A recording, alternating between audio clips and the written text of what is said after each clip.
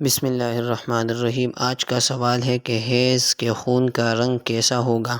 تو جواب یہ ہے کہ وہ جس کو دیکھے عورت سرخ رنگ، زرد، مٹھیالا خون حیض کے دنوں میں تو وہ سب حیض ہے، یہاں تک کہ دیکھے خالی سفیدی کو، یعنی حیض کی مدت کے اندر چاہے سرخ رنگ ہو، خاکی ہو یعنی مٹھیالا، سیاہ ہو، جس رنگ کا خون آئے سب حیض ہے، جب تک گدی بالکل سفید نہ دکھائی دے، اور جب بالکل سفید دکھائی دے جیسے کہ رکھی گئی تھی تو اب عورت حیض سے پاک ہو گئی۔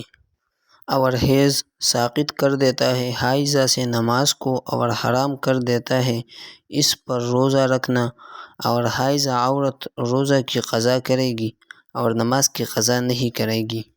یعنی حیض کے زمانہ میں نماز پڑھنا اور روزہ رکھنا درست نہیں۔ اتنا فرق ہے کہ نماز تو بالکل معاف ہو جاتی ہے، پاک ہونے کے بعد بھی اس کی قضا واجب نہیں ہوتی، لیکن روزہ معاف نہیں ہوتا، پاک ہونے کے بعد قضا رکھنا پڑے گا۔ یہاں سے حیض کے اور احکام بیان ہوں گے انشاءاللہ تعالی۔